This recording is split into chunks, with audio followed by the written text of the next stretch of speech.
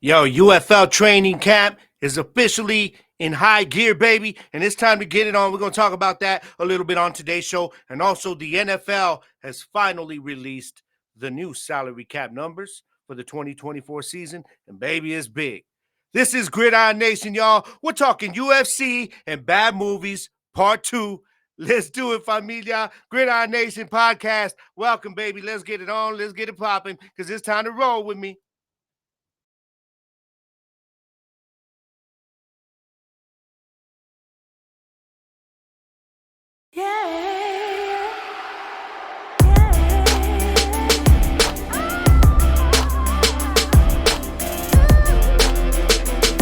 Yeah.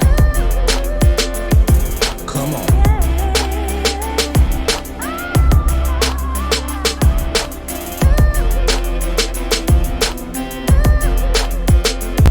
At times, when my mind is trying to find some peace, it seems that all I got is paper, a pen, and these beats. Not a thought of defeat, no hesitating to speak what's on my mind, cause I done did my dirt in the streets. My past is imperfection, and still here I stand. And I'm sending one love to all my folks in the pen, trying to bring some feel good into all that is wrong, and do it all through a song. Reset the vibe in the song, representing the brown Chicano pride in my heart, trying to put all my love into life in this art. Man, I'm doing my part to give my people the means to brush it off and move on from all the stress life brings. We just gotta keep pushing, progression is the goal. Need that music medication, that's my specialty though. If you follow my road, it's time to kick down the door and let the vibe creep in. I got that feel good flow. Now here it go. Now we can. Now here it go. Yeah. What is up, everybody? Welcome to another episode of Gridiron Nation Podcast. Yeah, this is the podcast that is made for the average hardcore football fan by the average hardcore football fan. Y'all already understand. That's exactly what I am. I am your host, Gabriel Garcia, a.k.a. The Wicked One. Welcome, everybody. I'm a day late. I know. Just has had some issues going on with this whole thing last night, man. So I had to come in and redo it today. And bear with me. I ain't right again this week, man. I've been coughing, sore throat, blowing my damn nose all over. It's nasty as hell. But hey, I'm here. I am here. And so are you. So thank you guys, man. Appreciate every one of you. Hey, what's been going on? I'm hoping you guys had a good weekend last weekend. Hey, it's official now. UFL training camp. It's a go. They're in, man. They're in. They're practicing and we're getting ready, man. We're about a month away from that that Battle of Champions to kick off the inaugural UFL season between my beloved Renegades and those hated Philadelphia Stallions. Yeah, I know, Birmingham, but you know what, y'all your fan bases are Philadelphia, okay? Because y'all act the damn same, straight up. But also, NFL salary cap. We're gonna talk about that today because it's high, man. It's a record number. I mean, it usually is, anyways, but yeah, this one is actually bigger than and than everybody was projecting it. A lot bigger than everybody was projecting it to be. So we're going to get into that today. And also, I have got the first official segment titled Off the Grid. And what it is it's a continuation of last week's email, fan email from my boy Richard Downs. What is up, Richard? Appreciate you. Yeah, and so I wanted to put the question out for you guys, all right, about bad movies, man. So we're going to touch on that today. And I got some of your responses online during the week on social media, man. So we're gonna get into that today. Yeah, and I'm gonna try to get to some. I got some last minute fan email today from Jersey the King. What up to my co-host over at the Gridiron, my boy Jersey, and he sent me a couple of questions. We're gonna see if I can get to that today. All right, guys. But hey, let's just try to take one segment at a time, man. Because like I said, I'm trying to I've just been coughing and stuff, y'all. So if I go hoarse really easy tonight, don't worry. I got some halls. I got something to wash, just to keep the vocals clean there. Wash some stuff down. Check that out. If you're watching on YouTube, you could see the Gridiron Nation official koozie made by my prima. Yeah, Miss Irene. Hey, appreciate you, prima. Y'all want something? You want to buy some? Let me know. I can get a price from her, okay? Yeah. Get some of that Gridiron Nation merch up, man. that I've been trying to push for a long time, and I ain't done it, man. That's always something I forget about. But yeah, so I'm just trying to get through the day, man. Trying to get through the night, see how I'm feeling tomorrow. But for now, I'm in here and I'm knocking this out for you guys, man. You can see if you're watching on YouTube, it's one of my favorite shirts. Okay, I call it my Walmart shirt. And the reason is no, because it doesn't make me look like most of the people that shop in that piece at all freaking times of the day. But because look, if you're watching on YouTube, you may have seen me with this shirt before, guys. Don't touch me, peasant. Okay? Because that's what y'all are. When I'm in Walmart, I got a beeline for what I'm there to do. Okay?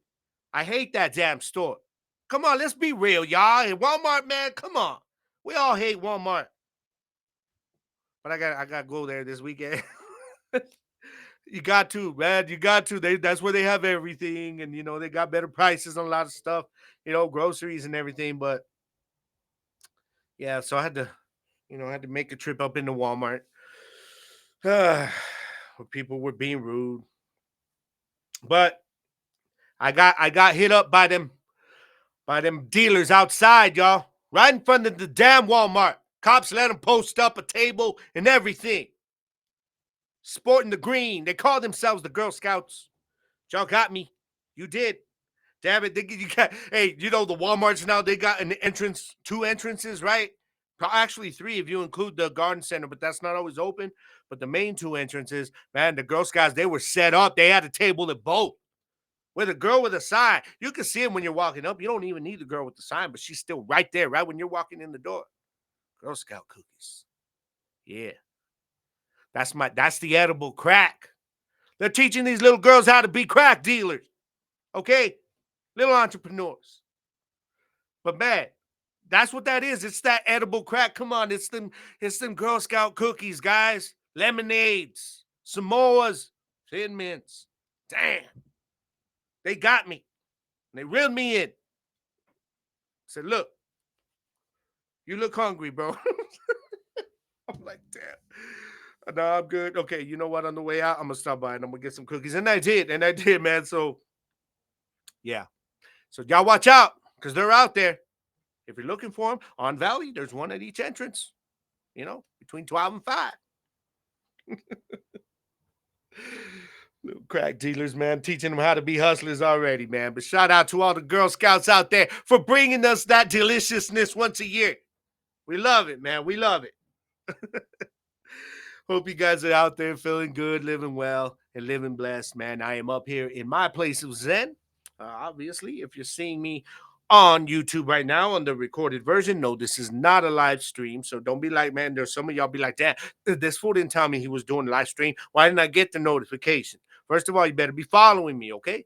But no, I'm recording this one. I'm putting the video up a little bit later, all right? But I'm coming to you late on Wednesday evening. I get it, man. I had to work and just had some issues yesterday. So let's get it on, though. Let's get it on. Now, first of all, I got to show some love for the UFC Mexico, actually. What an event.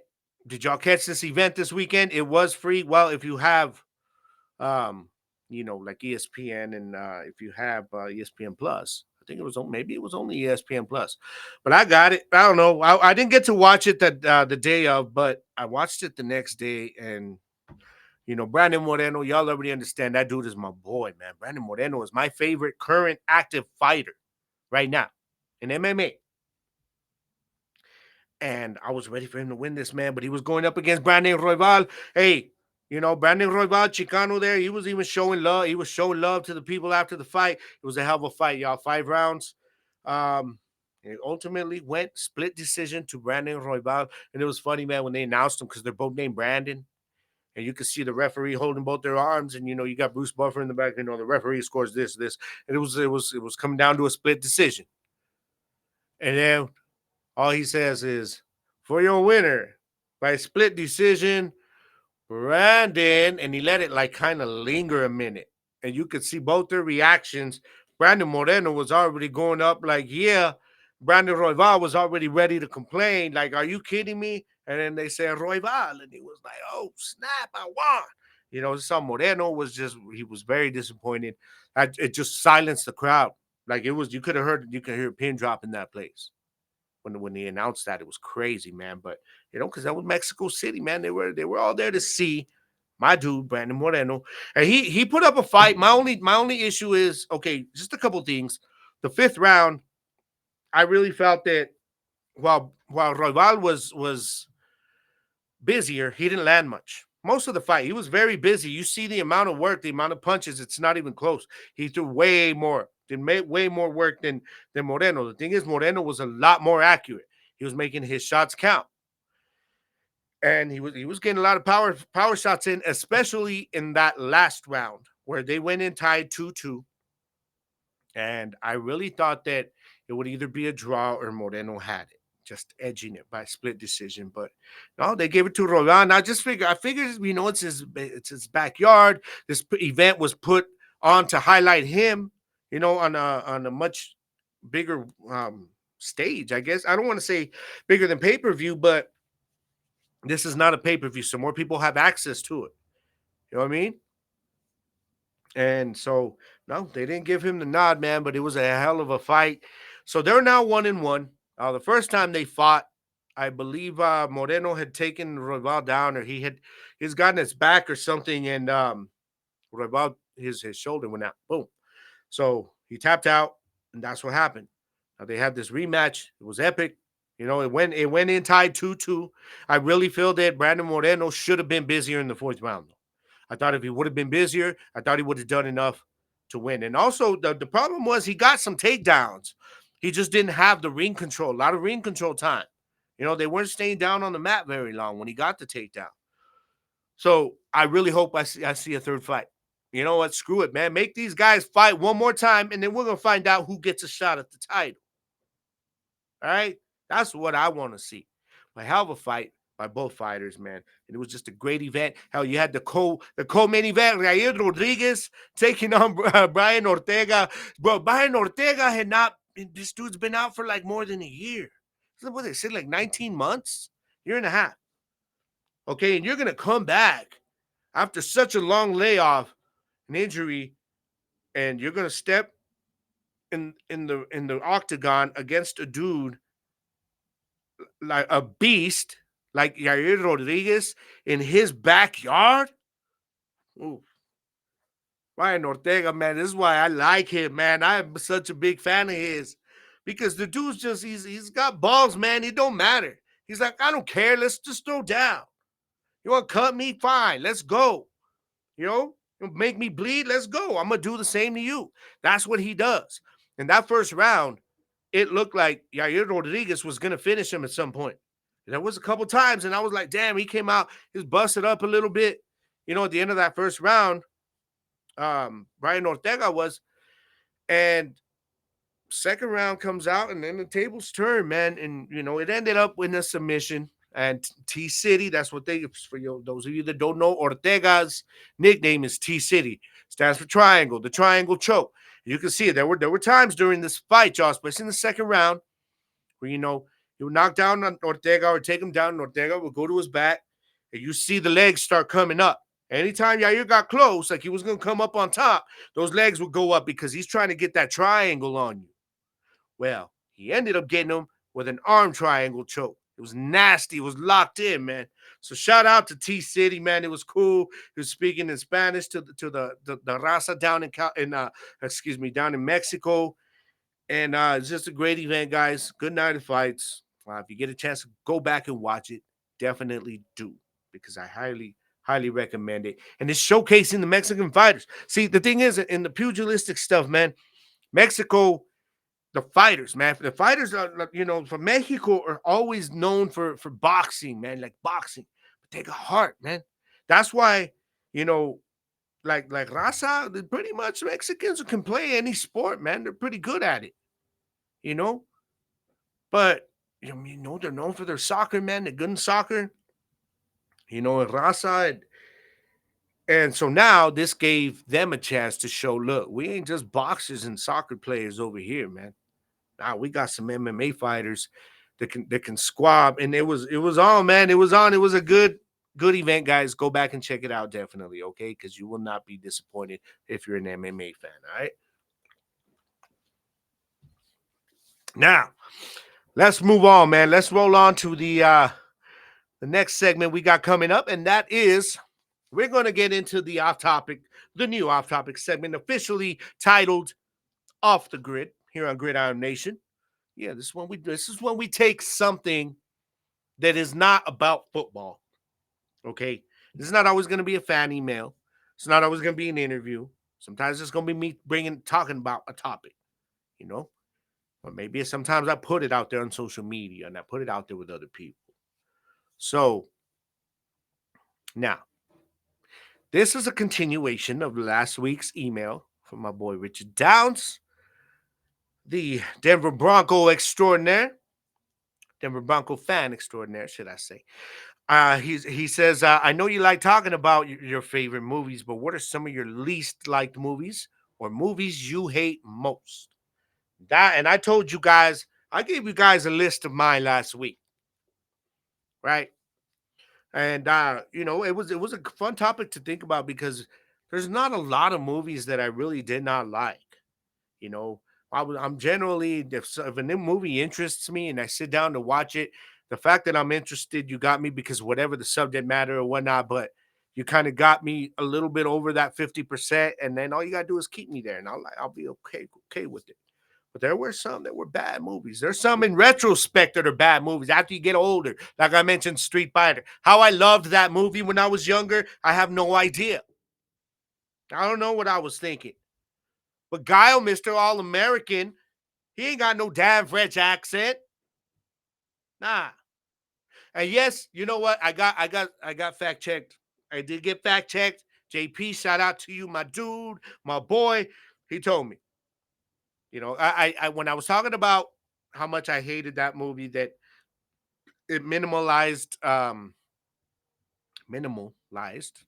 sound right? The roles of Ken and Ryu. Now I did say Ryu Hayabusa. Okay. And a little bit later, after I put the episode out, JP texts me and he says, actually, I think Ryu was just Ryu. You're thinking of Ryu Hayabusa from Ninja Gaiden. And I had to think, and I was like, yeah, I know Ryu Hayabusa is from Ninja Gaiden, but I thought the one in Street Fighter had taken on the last name too. I don't know why. So I'm like, all right, let me Google this real quick. And yeah, sure enough, he was right. So appreciate you that. Appreciate you for that, bro. Always there to stat check me, you know, to spot check me, man, and make me sure about some things, and let me go back and correct it if I was wrong. But so yeah, it's just real. And yeah, the fact that he was not the main character in that movie was freaking hilarious because it was all made for Jean-Claude Van Damme, and they took the Street Fighter name. And as when I was younger, I loved it. We loved it. We all loved it. And now I'm hated because now I'm like, damn. But you know what? Raul Julia, he was awesome in that. I will say that again. So now, let's get to this, y'all. All right, official off the grid, bad movies. Let's go. Let's see what y'all were talking about. First of all, let's go to Facebook, man. All right, now we'll jump right to my nephew Chris Garcia. What's up, nephew? He says, Aragon. I liked the book. The movie was completely terrible. Yes, yes. When I found out about this movie, I remember getting excited.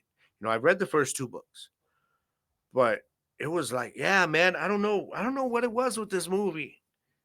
Just I mean, the lead character wasn't bad, but he didn't like kind of just steal the spot where like he should have. The lead character has the potential to make a movie like that absolutely epic. You know what I mean? With those types of fantasy slash historical type of movies, man. So yeah, they missed it on that one. And I remember they were planning to do movies for the other books. And that after it kind of flopped and people were like, nah, they weren't feeling it. They said, all right, man, scratch that. We just ain't going to do no more. But you know what I would love to see, nephew? I would love to see them do Aragon now that we've got like Amazon. with the Lord of the Rings of Power, and they're doing the Wheel of Time. We've had HBO do Game of Thrones. You know, why not let one of these studios, man, come on and take on this Aragon and turn it into a series? I think that would be dope. I would really, really dig that. Like straight up, man. What do you guys think? I would. I would, man. Now they're doing all these, especially those fantasy series, man, where they're taking books because they could tell the whole story. You know what I mean? Kind of like a movie can't. It can't. I mean, even if it's a 3-hour movie, man, it's not going to cover everything in the book. I'm sorry.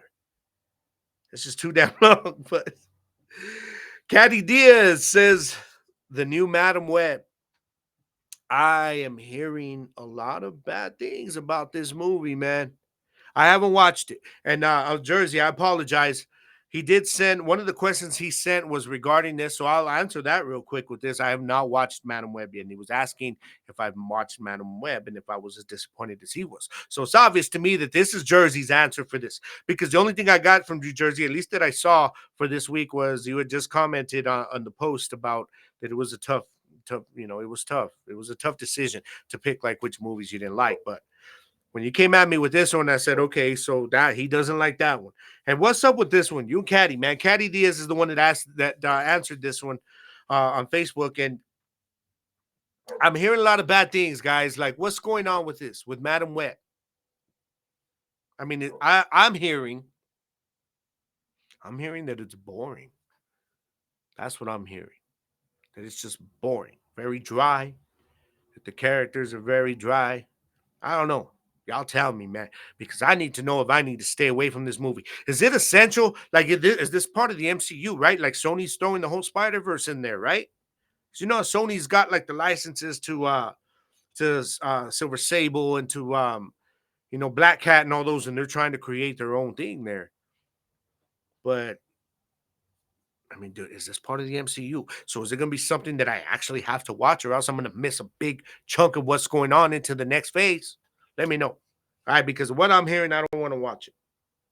I don't want to watch it. Everything I'm hearing is bad about Madam Web. Straight up. Andy Henderson, what's up, brother? He says, Thor, the Dark World, and Iron Man 3. Oh, Iron Man 3. Dark World, yes. Right off the bat. Yeah, I agree. That movie it was unnecessary. Unnecessary. I didn't like it. It was boring. Boring, predictable. Yeah. Iron Man 3. Now, Iron Man 3 pissed me off. Marvel, y'all pissed me off with that one. The potential you had with Iron Man 3. The potential that we saw in the trailer you first put out to us. With Ben Kingsley. Not playing the actor, Ben Kingsley, the actor. No, not playing the actor that he did, which in Shang-Chi they brilliantly brought back. I will say that. They salvaged this character for me. But the fact that y'all remember when Iron Man 3 drops, like the trailer dropped, it was like this serious, dark tone, man. Like this is going to take on some real life shit, because it was about a terrorist. And Ben Kingsley, and he's talking about, the Mandarin, when he says, you will never see me coming. And everything, you see all these explosions, right? And he just has him talking like he's preaching his propaganda. And then at the end, when he says, you will never see me coming. And you see all these explosions, and you see all, Iron Man taking a beat down. And then it's like Iron Man 3, and you're like, oh my God, this is going to be lit. Damn. Can't wait. Dark, serious tone for an Iron Man. Oh, it's going to be epic. And then the movie came out. And I remember it well because me and Jose were so excited for this movie. I told Jose, hey, man, we're going to catch this movie. I'm going to get off work, and we're going to go watch this movie. Iron Man 3, he'd seen the first two. He was hyped too. And we go and watch the movie. And yeah, that damn little freaking plot twist that they throw in where it's more comedic. I hated the villain. I did. They should have just stuck with the idea they had. Why we didn't need the plot twist of him being an actor, or it was all an act. Nah, man. Plus, I don't know. I get it. I get it. What they were trying to do, but I don't like it. The only thing I liked about Iron Man 3 was I was the suits at the end. That fight with all the suits, that was badass. That was dope. That's it though. I don't care. I didn't like it. What do you guys think of Iron Man 3, man? Straight up. Oh, Hendo also says the Lone Ranger with Johnny Depp was trash. Yeah, I agree. That was trash too. Horrible movie. Didn't like it at all. Not at all. Mark Campbell. He says marked for death. Are you talking about now? This is on Facebook. You're talking about the one with Steven Seagal, 90s, right? That's the one I'm thinking of. I don't remember that one. I thought I liked it. Was that the one where he's taking on the Jamaicans? No, I don't know. It's because like back then, y'all in the 90s, like if you watched one Steven Seagal movie, you watched them all. But it was still fun to watch some of those movies. You know, the slimmer down, version of him. Yeah. James Stewart, what is up, man? He says this one's easy. The Art of War with Wesley Snipes and Dennis Hopper. Stupidest movie I've ever seen. Leonard Part 6 is a close second. I've never seen Leonard Part 6. Okay, but Art of War, yeah, I would agree. That movie was boring to me. That's one of the few Wesley Snipes movies that have not watched more than twice. Yeah, I don't know why I watched it the second time. Maybe I don't remember. Maybe I was home bored one Sunday, hungover or something, some point. Just left it on TBS. You know what I mean? I don't know, man. But yeah, I would agree with you on that, man. Definitely a boring movie. Let's take it to let's see. Let's go to Twitter, man. Let's go to the X. Let's go to the X. I had a couple of answers on there. Oh, and also, Lorena, she gave me hers. Hers were take it. Sorry, I had hers. I had hers written down. Yes. Now hers were what's that damn movie? Is it Giggly? Jiggly? What the hell is it? The one with Ben Affleck and J Lo. It won like some kind of awards and stuff for like worst movie ever made. Like no lie, straight up, look it up. Gigle. Li.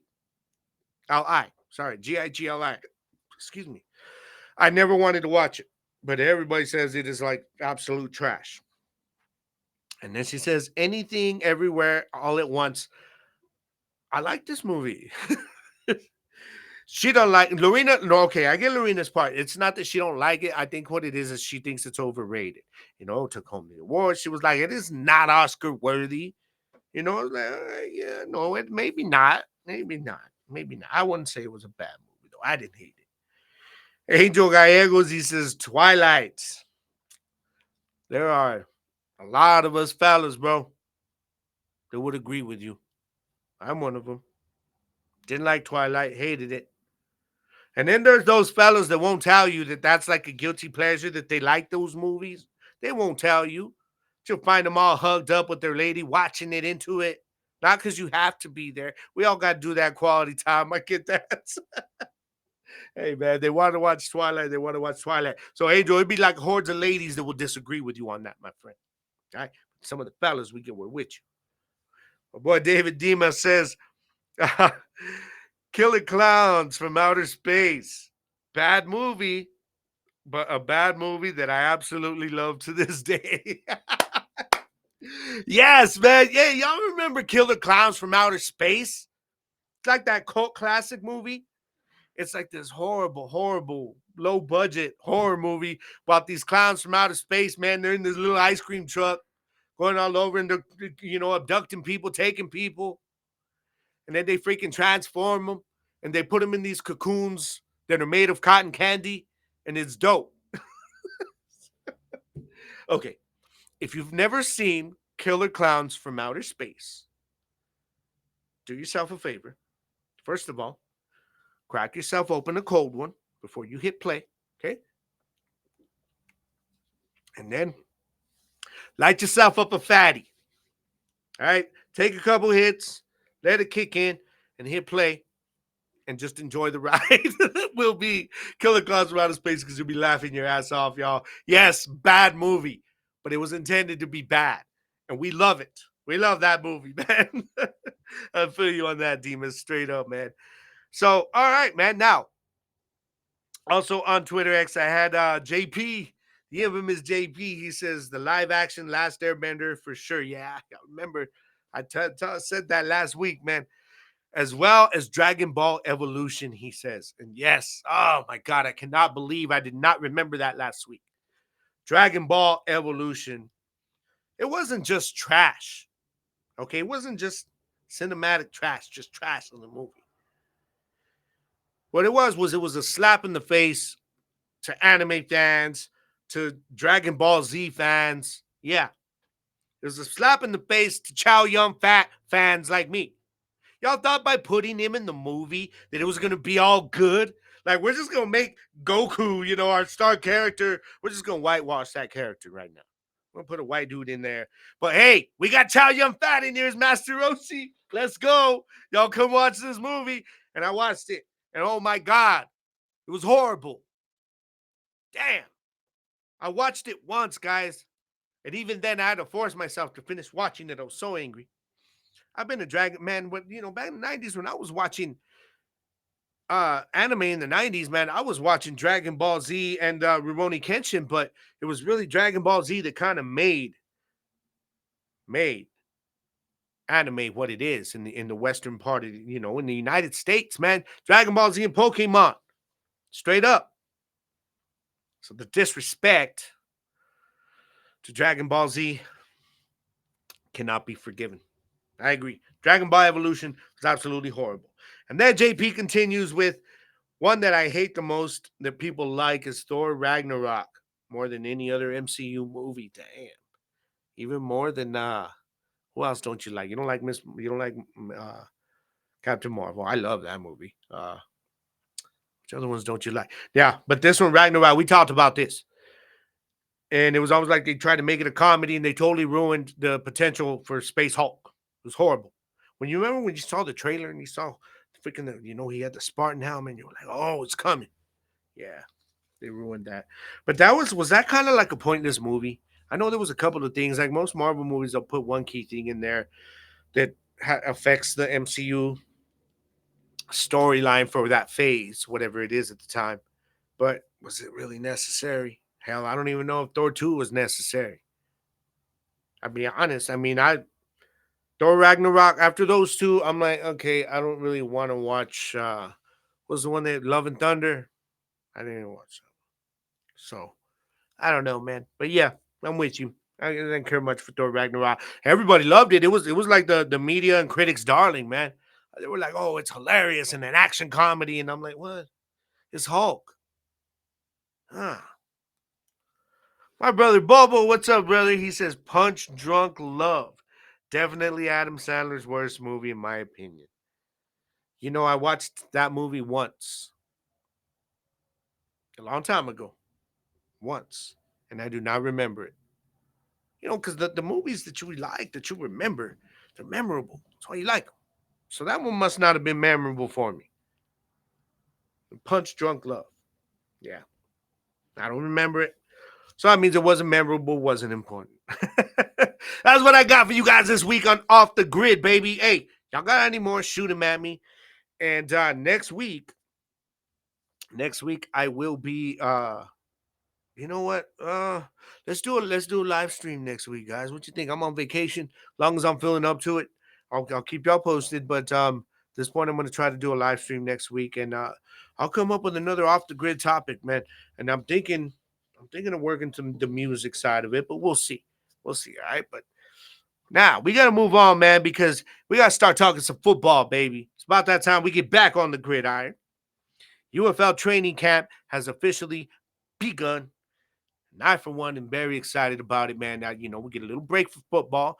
And now pretty soon it's going to kick in, man. I'm hoping my Renegades, I got to get a look at the roster this week. Okay, so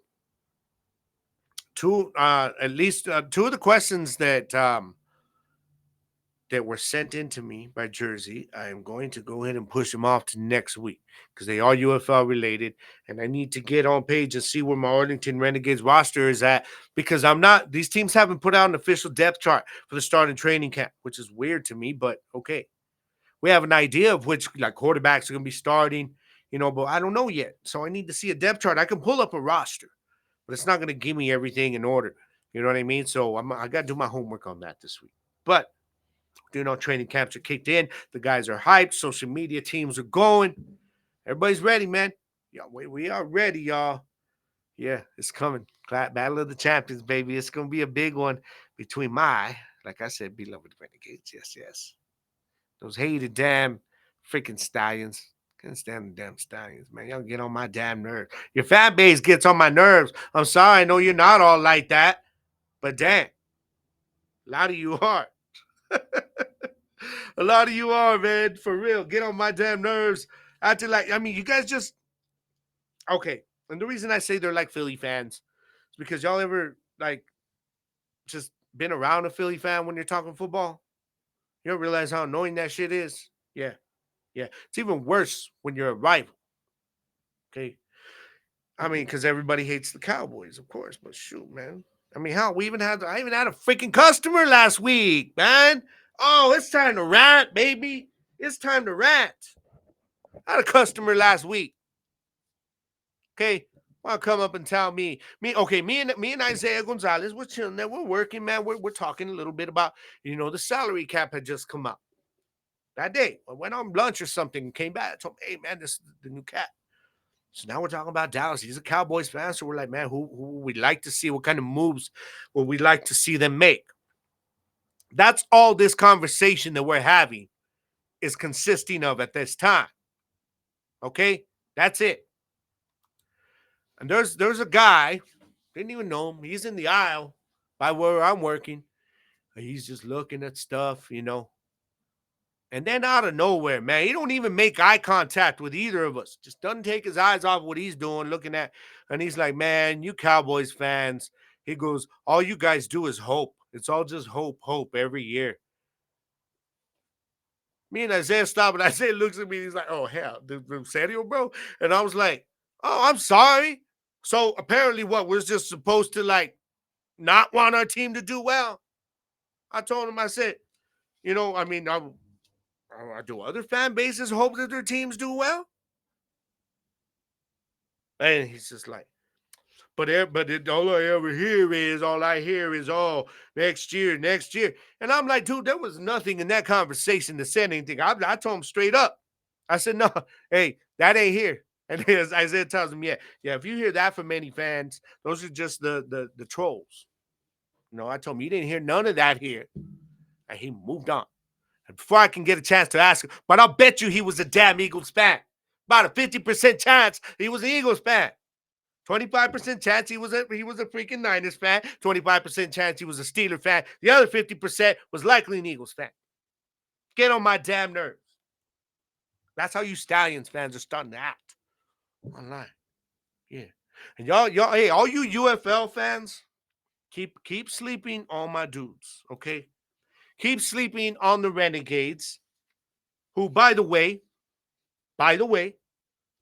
shout out to the spring legend himself, the king of spring. Yeah, Mr. Luis Perez, my QB with the Arlington Renegades, man. He signed his letter of intent as did Jordan Ta'amu, excuse me. And obviously we got AJ McCarron back in the league too. So to those three guys right there, thank you. From a spring football fan that really wants this to succeed. Thank you, because you guys are going to be a big reason for it. Those three quarterbacks, you got Luis Perez. We saw what happened last year. Arlington Renegades was struggling, man. They needed a quarterback. He came in halfway through the season. By the time he hit his stride and he got control of this offense and he got like a legit chemistry with these guys, it was a perfect time because they made the playoffs. Then it was the rest is XFL championship history, baby. What you think? XFL champions. Y'all sleeping on my boys. Luis Perez, thank you for coming back. Jordan Ta'amu, dude, was the leader on that team, that DC team, DC Defenders, that was literally for the course of all last season, they were the best team in the XFL, hands down. They were. So him coming back, major for the league, man. Not just for the team, but for the league. And of course, AJ McCarron, We all know what this is going to do. He was the face of XFL last year. And as soon as they announced that he, that it looked like, I told y'all this was happening too. A few weeks back, a couple days before he got released by Cincinnati, you saw out of nowhere, St. Louis Battlehawks released this quarterback, right? And I don't remember the dude's name. I'm sorry.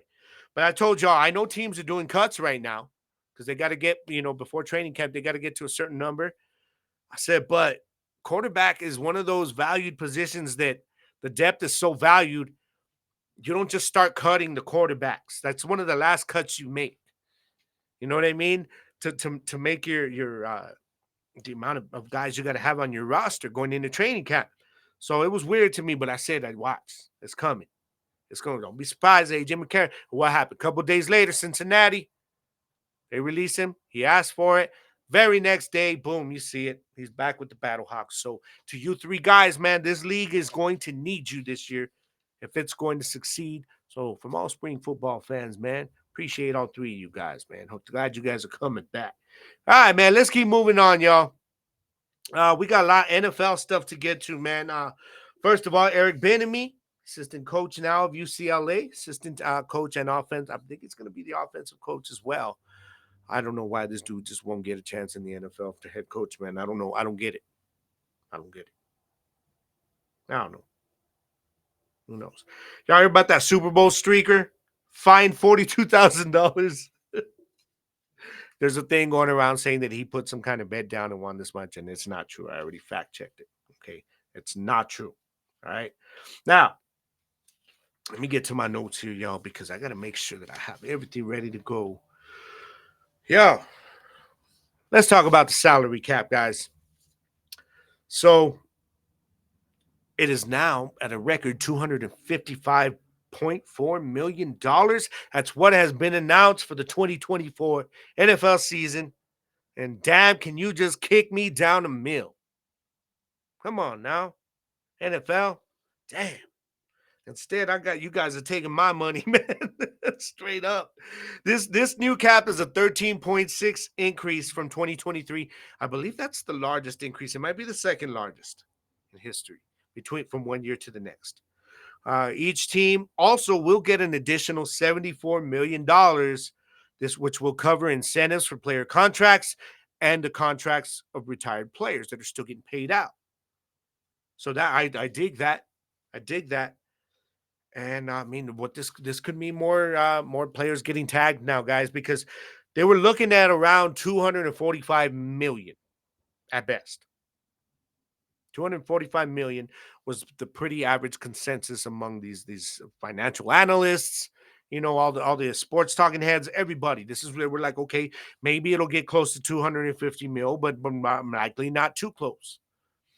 And then so when this number came out, 255 million, we're like, oh, damn.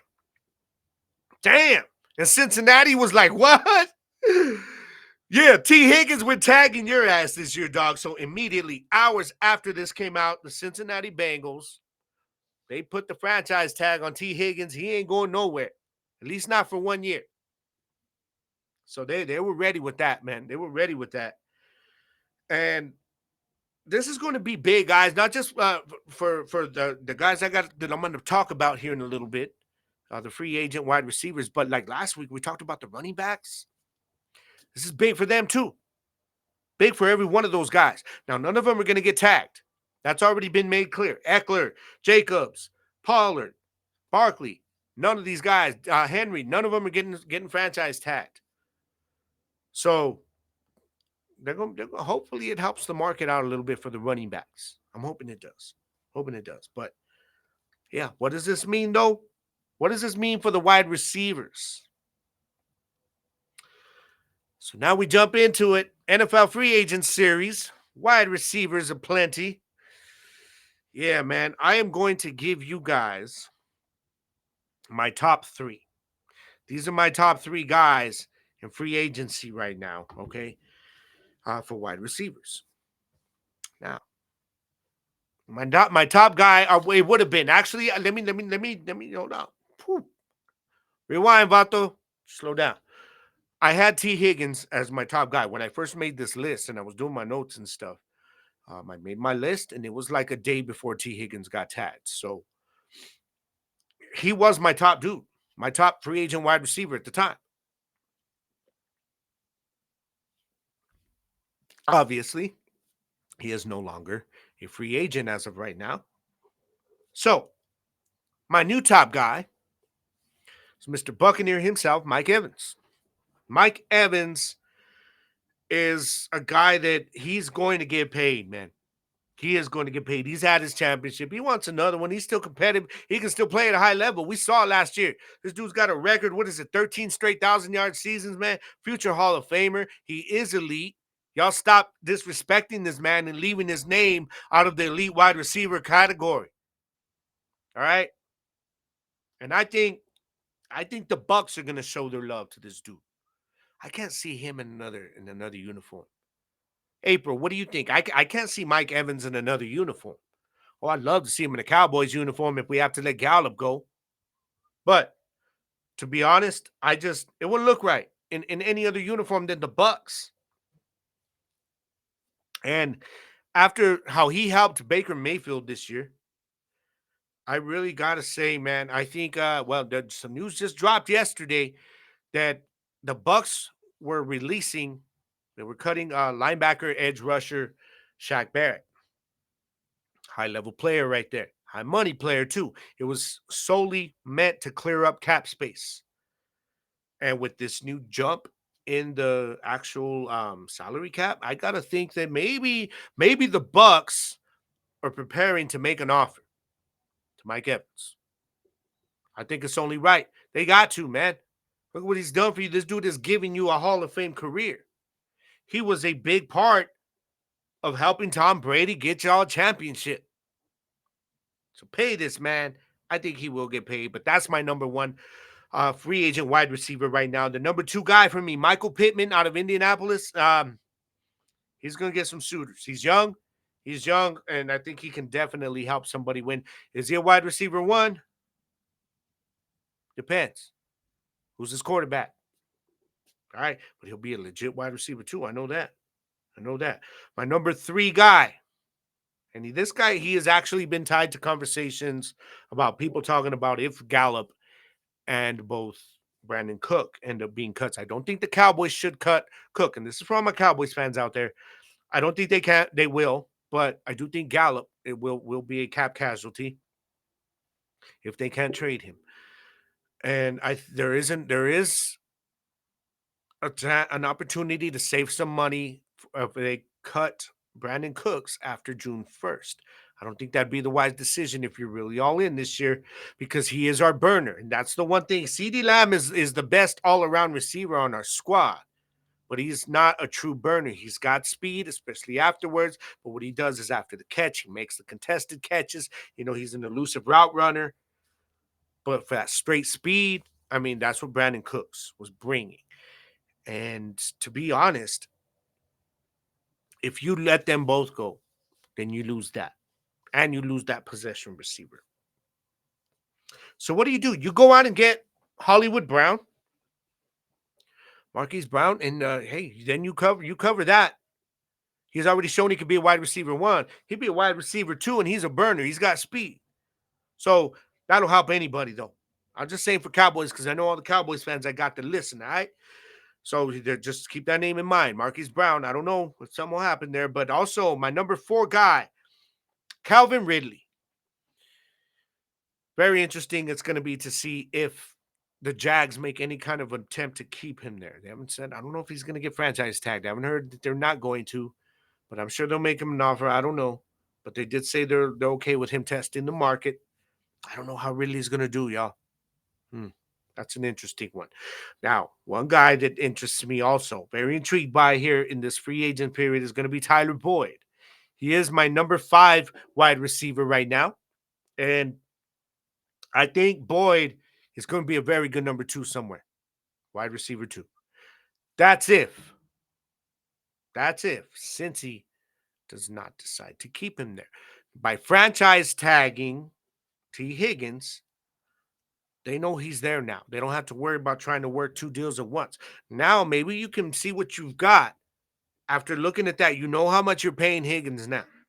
Maybe you see if you can free up enough to keep Tyler Boyd there for another year or two. Maybe. I don't see them using the franchise tag like a second one, but maybe you can lock him up for a year or two. But if not, I think Tyler Boyd is gonna go shine somewhere. As long as he's somewhere where you got a legit quarterback, it can't be like a situation with Chicago with Justin Fields that you're trying to develop into a pocket passer. So he's got eyes for one receiver, man. That's it. You know? And that's why I think that hurt Darnell Mooney, who's a little lower down on my list. But he can be a good with number two for somebody too. But my next guy is my number 6 guy, and that's Gabe Davis. I don't know if the Bills are going to keep him there. We could be seeing somebody on this list go to Buffalo. But Buffalo, y'all just got just come on. Make the trade. We'll give you Gallup and like a first round pick, maybe second round. I don't know. Maybe a second round pick and Gallup for Stephon Diggs. Let's make it happen. Jerry, make it happen. If you're going all in this year, give him a second round pick, throw in the fifth. I'm cool with that. And send Gallup over there. You bring in Stephon Diggs. Bring Steph Diggs in, man. Yo, you got CD on the other side. You got Brandon Cooks, baby. Let's go. Hey, I can dream, okay? I can dream. It's the off season. Well, who knows what Gabe Davis is going to be next year, though, man. He's shown some things, but the last couple years, I don't know. Maybe they just haven't used him right. I don't know. The next guy on my list, the number 7 guy, was Darnell Mooney, who I just talked about, has been a victim there in Chicago, so he's out. We're going to see where he goes, though. That's going to be interesting to see what he does. If he gets in a good situation at quarterback, it could be big for him. And you've got my number 8 guy, and maybe I shouldn't have put him this high. Maybe I put my number 8 wide receiver, free agent, at number 8 because maybe I'm still going off of the old Michael Thomas name. Michael Thomas is my number 8 free agent wide receiver right now. And I don't know. Maybe I'm just hoping that we see that old Michael Thomas. I don't know. Maybe he don't belong there. Maybe the next guy should have been higher. Curtis Samuel. He's my number 9 guy. And Cowboys fans, again, be on the lookout for this dude. Okay? Just saying. It's a name we could be seeing if Gallup is gone. We put Tolbert up there. It's a possibility. Okay, but Curtis Samuel is going to be sought after. I thought he did well in Washington. I thought he did, man, when he was healthy. Problem was, like his first season there, he couldn't stay on the field. When he was finally able to stay on the field, he showed some things, man. He showed some things that were showing you why Washington, brought him over from Carolina. So Curtis Samuel can still be a weapon for some teams out there. Maybe the Ravens. What do you think? You think they want that big guy, possession receiver? You think they want somebody, a speedster like Curtis Samuel? Because the Ravens are going to be looking for another receiver because Odell Beckham Jr. is not going to be there, most likely. Who else? Who do you got there? You got Zay Flowers. You got Rashad Bateman. Is Bateman that dude? I'm starting to think he's not. I was a big supporter of this dude from his rookie year, from him coming out of college. I just don't know. I don't know if I believe in Bateman anymore, y'all. They can bring in somebody like Curtis Samuel to help out a little bit, especially because he could run those little slants, those gadget plays that could really, really kill you, with what Lamar Jackson does with his legs too, man. So that would be an interesting duo. I don't know, man. But Odell Beckham Jr. is the guy who caps out my top 10. Man, what do y'all think, man? I think now, it's going to be more news just because of the name, not because he's going to make some team who just is looking for a player like him to put them over into that Super Bowl hump. He's not that kind of player no more. He's not. Let's be real, y'all. That's not the kind of player Odell Beckham Jr. is. He's got to be a role player now. But he's got to be that receiver that, on a big third down, you can count on. He may not go off for 100, but he's going to give you 4 or 5 catches for 70 yards, 75 yards. And, some of them are going to be on big, on third downs that kept the drive going to where you eventually got points. He can be that dude for some teams, man. So, I don't know, man. What do y'all think? Let me know. Get at your boy, all right? First of all, if you're listening to this on Spotify or iHeart or Amazon Podcasts or Apple Podcasts or Google Podcasts, wherever you get your podcasts, okay? then y'all need to just real quick open up your YouTube app for me real fast. Open it up and in your search bar, type Gridiron Nation Vodcast with the V as in victory, Vodcast, and hit the subscribe button. Okay? And then you can go back and watch all the videos later. But I need y'all to help me, man. I'm trying to get my YouTube subscribers up, and also y'all can find me on TikTok at Gridiron Nation Podcast. I'm trying to get my followers up on TikTok. I cannot go live there until when I do my live streams until I have 1,000 followers. I need your guys' help, please. Help me boost up my following on TikTok at Gridiron Nation Podcast. And also, you can find me on Instagram at GGarcia_Gridiron. I'll let your boy. You already know I am on Facebook at Gridiron Nation and the number one, and at Twitter, on Twitter, X, whatever, at the number one Gridiron Nation. Or just shoot me your emails, y'all. GridironNationPodcast@gmail.com. Okay. And I want to get to one really quick. I don't have a lot of time left, but I'm going to get to this one. And Jersey says, are you intrigued by the players available in NFL free agency and where they might land? Now, your other questions I'm going to get to next week, bro. Even if I do the live stream, all right? Now, I am intrigued, especially with the new salary cap, bro. Like, wow, okay, free agents now. Let's see what we do. I'm intrigued as a Cowboys fan because we're working on the Dak deal. That's the priority right now to free up more money now, and you lock him in, and then they're looking ahead to the CD deal and the Micah deal. But what does that mean for the free agents out there? We know that Gallup. There's a good chance Gallup ain't there. Good chance. I hate to say that, but if that happens, do they bring someone else in?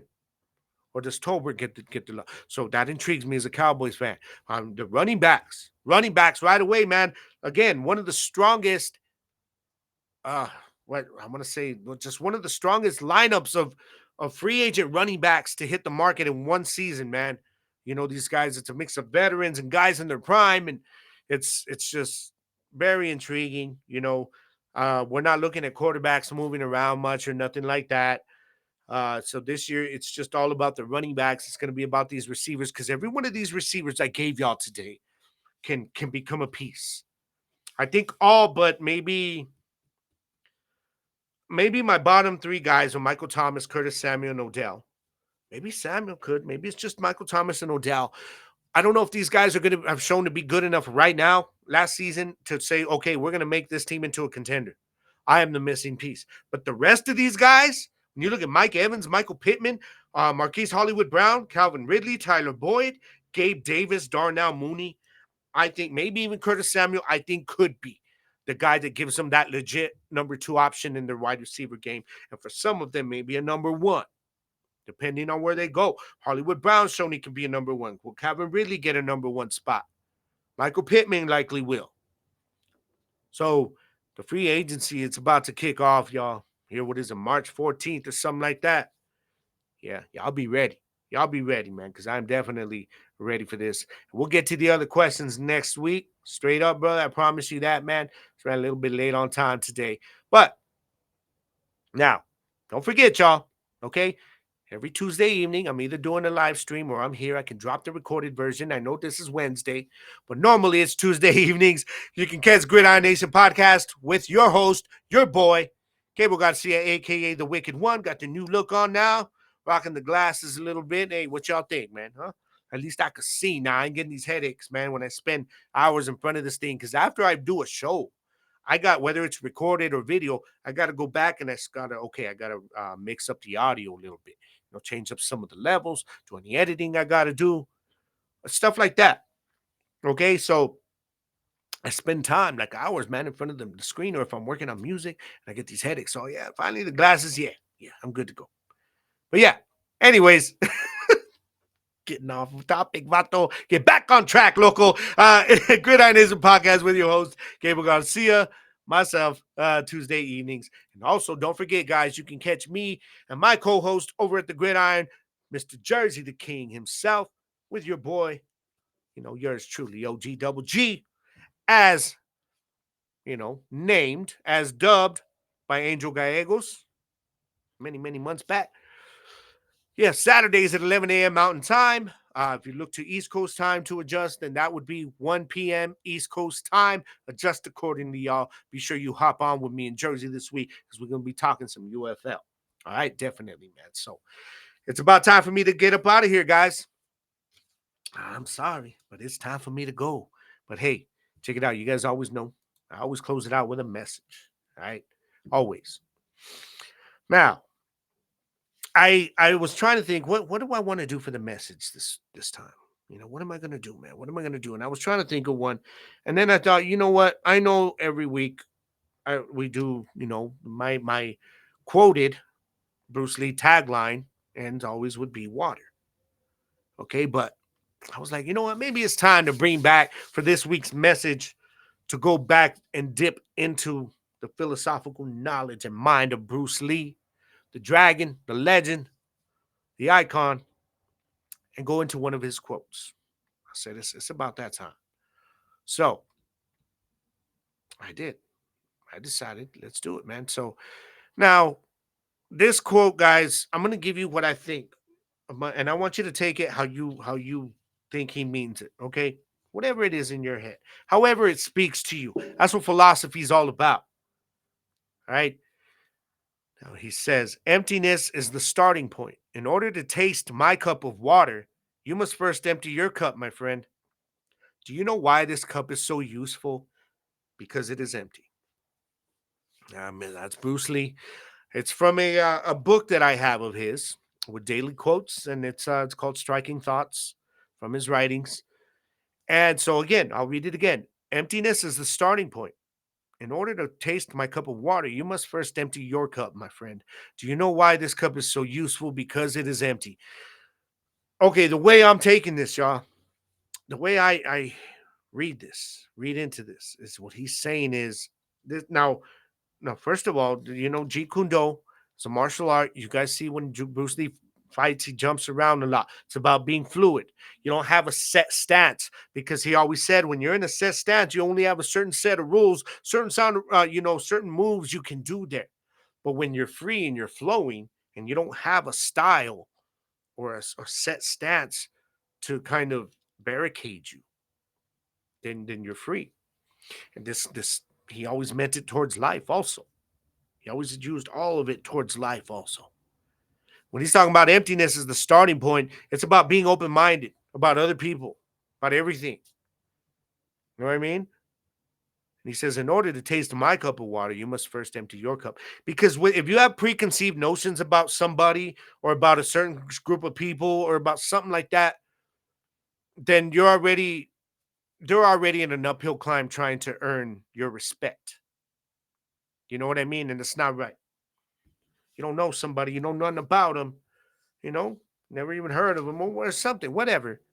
Just you got to go in with an open mind, man, because it allows you to really see people and see things in life for what they are. So it allows you to see it a little more clear and have an actual unbiased opinion, man, without a negative bias that is unfounded going into whatever the situation or whoever the person when you meet them is. So he's talking about in order to taste my cup of water, in order to understand me and what I'm talking about and see my point of view, you first got to empty your mind and just make it clear so that you can kind of take in what I'm telling you. Y'all feel me? That's why he says, why this cup is so useful. And he's talking about himself. He says, because it is empty, because I got an open mind and I'm always ready, to just listen to everything, man, and take it all in and decide for myself how I feel about something. So take that with you the rest of the week, guys. A little bit of food for thought from the master himself, Mr. Bruce Lee. Yeah, I'm about to get out of here, y'all. Hey, but what can I say, man? You guys already know. Anytime this week that life wants to get crazy with you, anytime life wants to throw you an uppercut or just whatever, man. Life wants to try to take you down. It is what it is, man. Because all you got to do is just long as you can, long as you still got a pulse, man, and you still got blood going through your veins, whatever your situation in life is, however hard it is. I know it's not always the easiest thing to hear this when you're going through it, but you can get up and survive it, man. You just got to decide when you're going to get up and how hard you're going to come back. You know what I mean? All you got to do is adapt, y'all. Look at what life's doing, and then you step back and look, okay, now how do I fix this problem? That's called adapting. That's called evolving. Because in the words of the great Bruce Lee, all y'all got to do is be water, my friends. I am out, Familia. I will catch you guys next week. We're doing a live stream. It's my vacation, baby, so it is time to party. Thank you guys for joining me on episode 93. We're getting closer to 100, y'all. We're getting there. And I thank you guys, each and every one of you, for riding with me every single week on the way there. This is Gridiron Nation. I am Gabriel Garcia. It is all one love, Familia. Peace. I'll be blowing up and booming like the 4th of July. The #1 draft pick, them has-been till they past tense. Everybody wanna feel this glory I bask in. Getting antsy when they see my silhouette in the smog. Then you struggle with your breathing as I creep through the fog. Let's get it on. Gonna meet me up in the end zone. Before they know it, when they looking up and I've been gone. We hype tonight, I show up under the lights. Gonna bring it if you really think you up for the fight.